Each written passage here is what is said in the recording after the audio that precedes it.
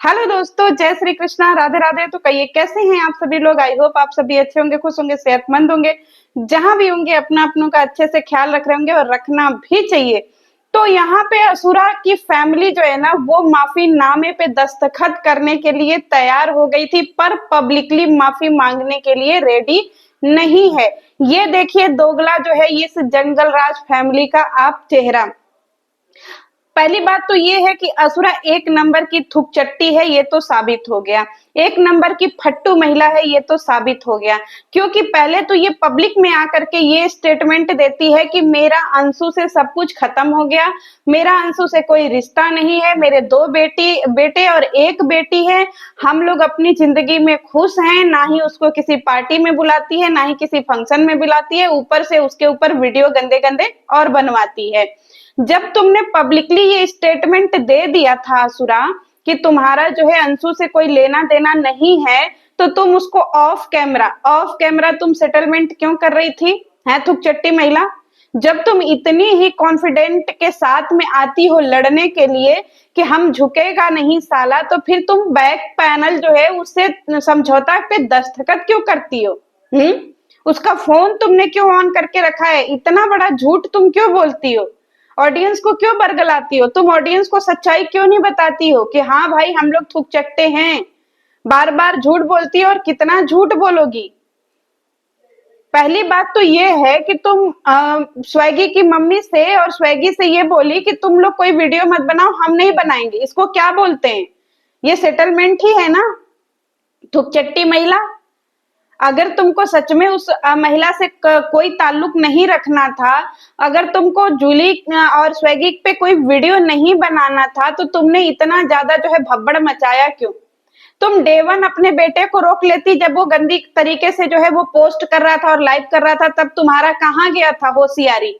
अब यहाँ पे तुम चालाक बनने आई हो, हम लोगों को सी समझी हो कि नहीं शुरुआत किसने करा है? आंख की अंधी हो या सावन आ गया है तो सब तुमको हरा हरा दिखाई दे रहा है?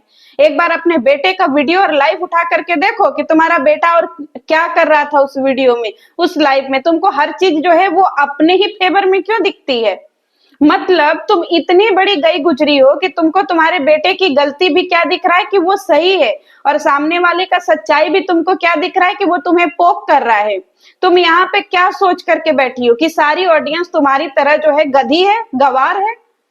सारे लोग यहाँ पे गधे और गवार हैं? पहले जा करके उठा करके देखो पोकिंग कहाँ से शुरू हुई है, और जरा कलूटी को समझा करके बैठो।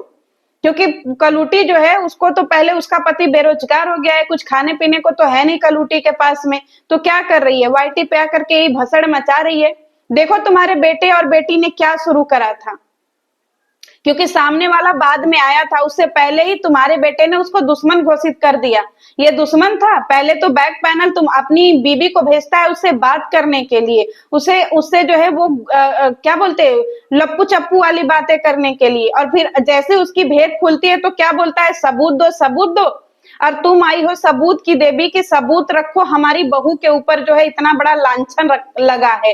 तो पहली बात तो ये है कि तुम पहले सबूत रखो, जितना तुमने 7 महीने नेहा की इज्जत की धज्जियां उड़ाई हैं, वो सबूत तुम्हारा कहाँ गया? जो तुम नगर नगर नाचती हो, पैनल पैनल नाचती हो कि हाँ इसको गाली दो उसको गाली दो, नेहा की और ट्रोलिंग करो, उसका सबूत कहाँ रखोगी, कब रखोगी?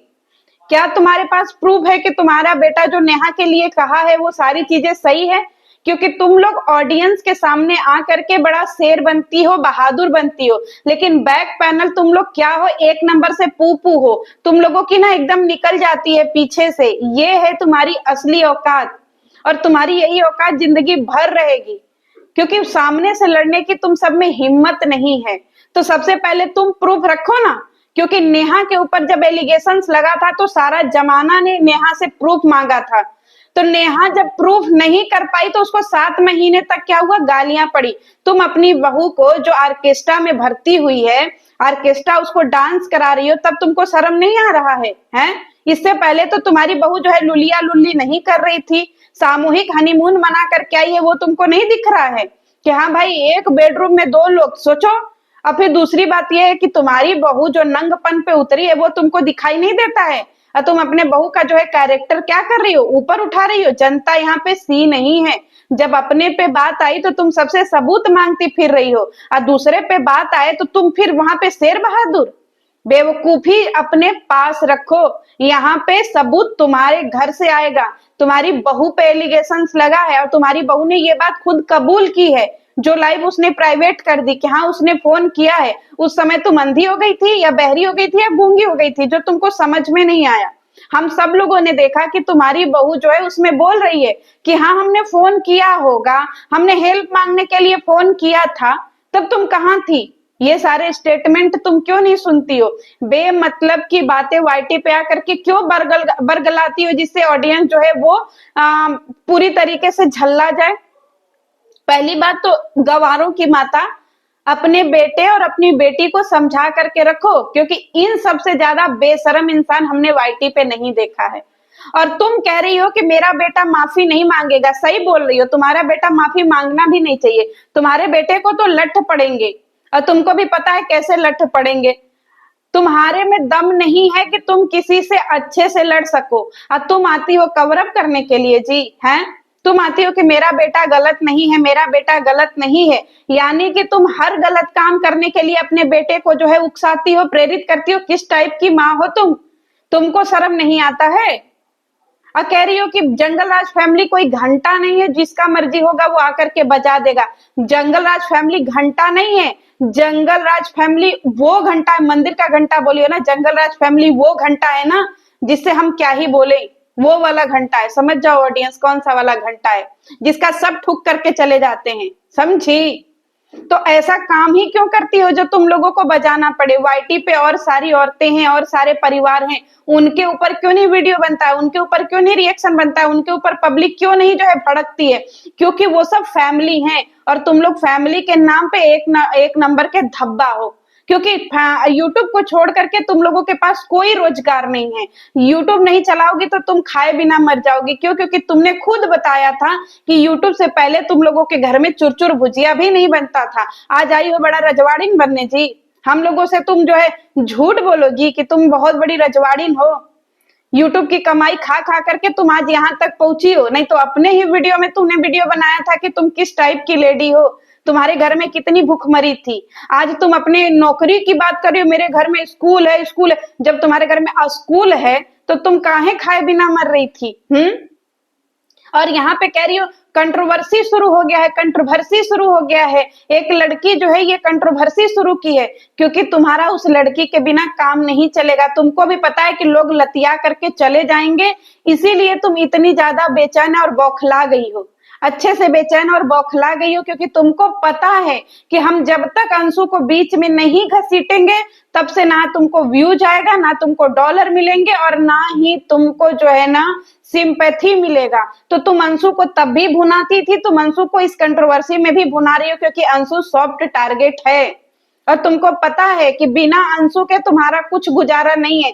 तो तुम आज भी अंशु के कंधे पे रख करके बंदूक चला रही हो, क्योंकि तुम्हारे खुद में दम नहीं है बंदूक चलाने का।